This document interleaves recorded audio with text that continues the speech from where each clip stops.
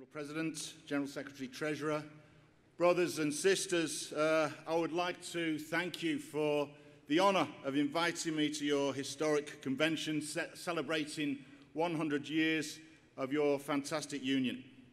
We live in times when many politicians tell us that trade unions are relics of the past, dinosaurs from a bygone age. But today, more than ever, trade unions are necessary to defend firefighters and to protect our interests. It is a marvellous achievement for you to have built the IAFF into a 313,000 strong army of firefighters, the largest firefighter union on the planet, and a great champion for our profession here and indeed across the globe. And as Harold has said, you are celebrating your 100 years, and by happy coincidence, we celebrate our centenary in the same year. And as Harold has mentioned, the records show that you got started in February 1918, and we took a little longer until October of the same year to get going. So it looks like you beat us to it, but we're going back through the archives to see if we can find anything else. In June, we held our annual conference, and it was a great pleasure to hear your General President, Harold, give a speech, a barnstorming speech, which went down very well with our delegates. Some of his words have become legendary among our members, some language differences across the ocean. He told us that us modest Brits were so modest we are never braggadocious, as he says. And it was a word taken up and adopted by our conference delegates all through various speeches they made during the rest of the week. He told us that we should advise the scribblers, the pencil pushers who criticise us and our members. And particularly in the aftermath of the Grenfell disaster, when some of these armchair critics rushed to tell us where firefighters had got things wrong. He introduced that well-known American expression. He said that this is what would be said on mess tables in the United States. We should tell them, "You can kiss my ass."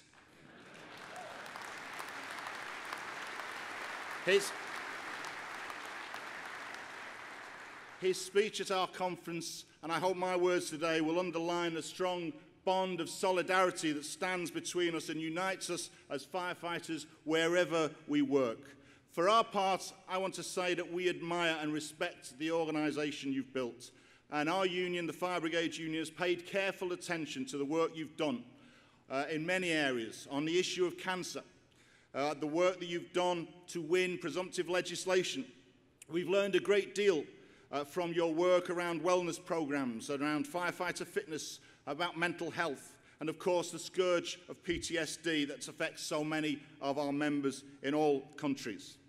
We've long admired the quality of your research and your publications, and we were very pleased to be able to visit with some of your staff, the NIST institution, to see some of the research undertaken with the support of the IFF.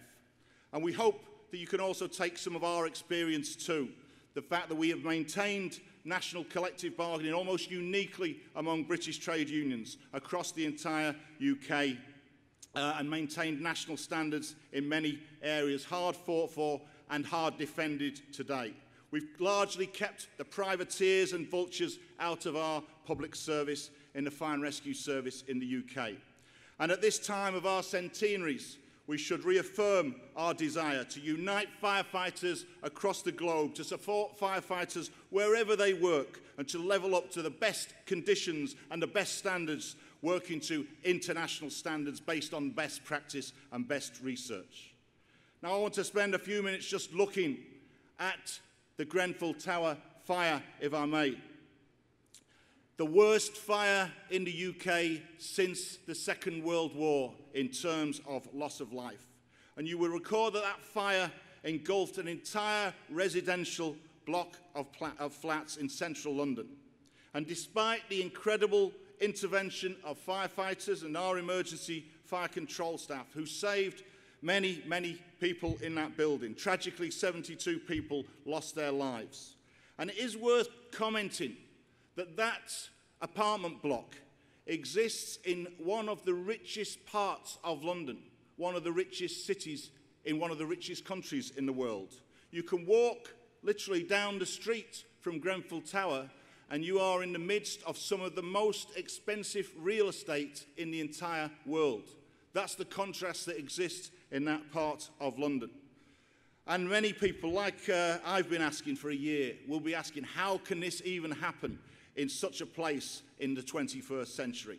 And over the last year, we've learned a great deal about Grenfell Tower, about the people who lived in it, the fire that gutted it. And firefighters have joined the bereaved, the survivors, the local residents from the community in fighting for justice for all those affected by that fire.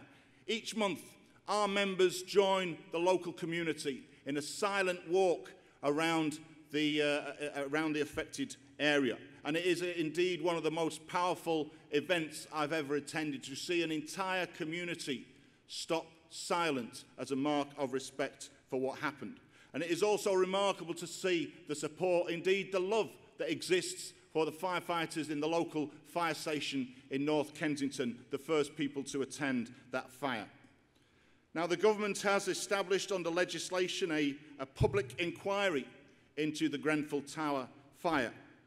And this has been a huge challenge for us as a union. 1,043 London firefighters have been interviewed by the police as part of the investigation process, some of those interviews lasting 6 or 7 or more hours. In each of those interviews, we've had a Fire Brigade Union representative sitting in to support that member. And each day of that public inquiry, we have FBU representatives attending with our members who are attending as witnesses to that public inquiry. We've learned during these few weeks from the experts who've examined the building that Grenfell Tower failed from a fire safety, fire protection point of view long before any fire broke out. We've learned that the refurbishment work carried out was a complete disaster from a fire protection point of view. Almost every single fire safety measure in that building failed before the fire took place. Compartmentation failed because new windows were fitted outside the structure of the building and were then covered up with UPVC, which completely failed when the fire broke out. The doors on the individual apartments did not meet the necessary fire protection standards. The elevators, that we call lifts, could not be controlled by the firefighters as required. The smoke extraction system did not work as it was expected to. The single stairwell was barely a metre wide and less with a handrail. There was no wet rising main. All these things that would be expected by firefighters attending that incident. But above all, as Harold has mentioned, Grenfell Tower was clad from top to bottom with materials effectively made of gasoline, wrapped in petroleum, a building of 23 floors. We know that that fire should have been confined to a single flat on the 4th floor. We know that that building was safer in 1974 than it was after it was refurbished after 2016.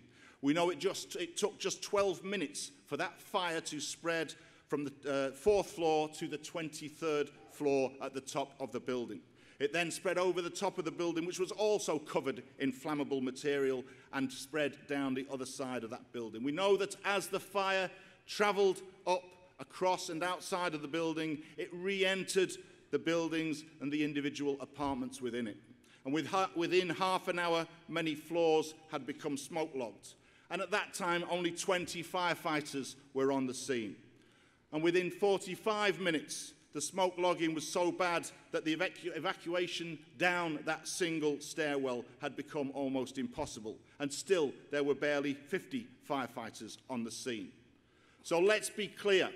The firefighters who intervened at that fire showed the highest professionalism and courage in the face of this nightmare.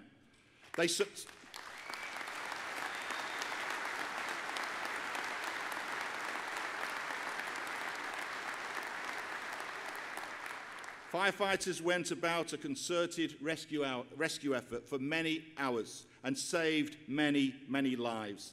They ran the gauntlet of molten debris falling from the outside of the building, using police riot shields to protect their heads as they entered the building.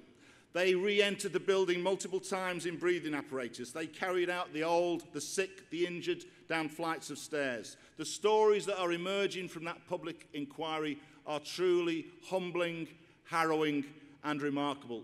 We have a woman member whose first night duty was to attend the fire at Grenfell Tower.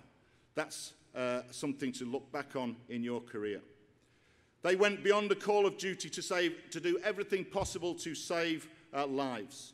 And this is worth noting, that almost to a person, every single one of them entering that building is a member of the Fire Brigades Union. So,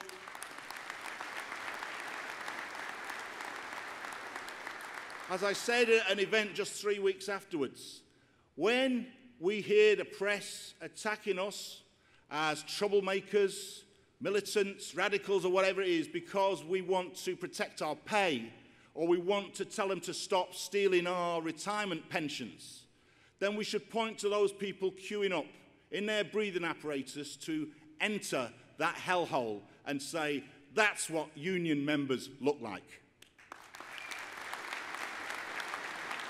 However,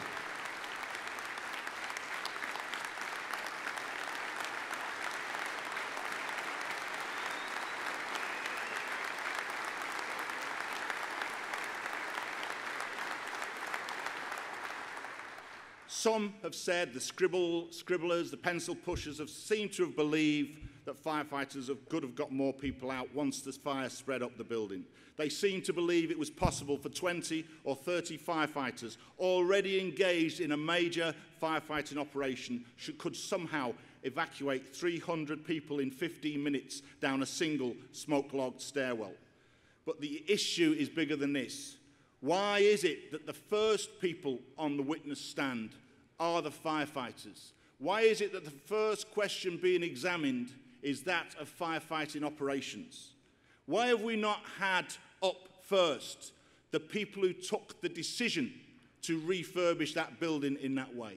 Why have we not first...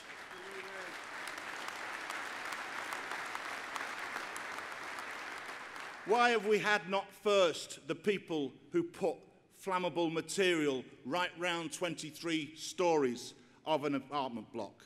Why have there been no arrests in a year since that fire took place? And what about the local and the national politicians who voted through the huge cuts to the UK Fire and Rescue Service, to research, to fire safety departments and all other areas that make our communities safe? Those people who have deregulated and put public safety on the back burner. We believe that if the inquiry continues in this vein, it will not provide justice for the victims nor for our members. Our union meets regularly with the bereaved, the survivors and the residents, and we know they are also dissatisfied with the proceedings. We know that that community does not blame firefighters for the failings of that building. But to get to the truth, we know it's going to be a long, hard fight. But I can tell you it's a fight the Fire Brigades Union is ready for. We're prepared for that long, hard struggle. And I finish, brothers and sisters, with this reflection. We face hard battles today, and we've heard them here in your convention. Whether it's on pay, on pensions, on health, or on safety issues. The industrial relations climate remains tough for us all. But I put it to you, has it ever been otherwise? Nothing we've won in our history has been given freely by the powers that be. Everything we got, we had to fight for. That's the lesson we learn from every single struggle we've ever been involved in. Without our unions, we have nothing. Without our unions, we're simply cannon fodder. We're simply raw material for exploitation. We would be like our predecessors in the 19th and early 20th century, working those continuous duty systems, working without the protections of pensions or sickness pay. But we're not that, and we're not that because of our unions. It's our unions that give us our strength and our hope. Alone we have nothing, but with our unions we have unity, we have solidarity, we have the weapons with which to fight for justice. Let's go on together for another century of firefighter trade unionism. Thanks very much. We love that, buddy. job, man. Great job. Here, I got something for you. Oh, my goodness.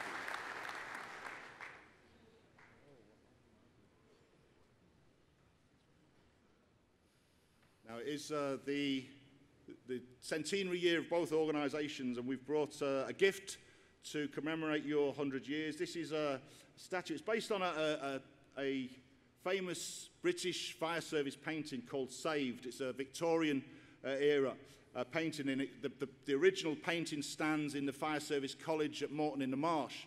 Sadly, one of the political changes at Moreton-in-the-Marsh has actually, it was a world-renowned institution. It's now been privatised and is run by a firm called Capita, or as our members refer to it, Crapita. But it is an iconic picture, and we're very pleased to be able to present Harold to you with this gift to commemorate.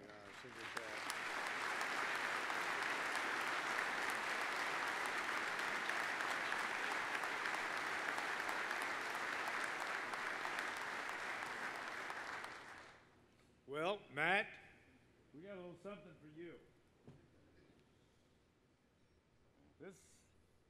This is 1918, what we used to wear, and we want to give you this so that you can put it hopefully in a good place in your office, and as you look at it, you'll not only remember your sisters and brothers over here in the U.S. across the pond, but also know that it represents 100 years of success and partnership, and that we're always going to be tied to you, my friend, my brother. Thanks very much. God bless you. Thanks for being here with us.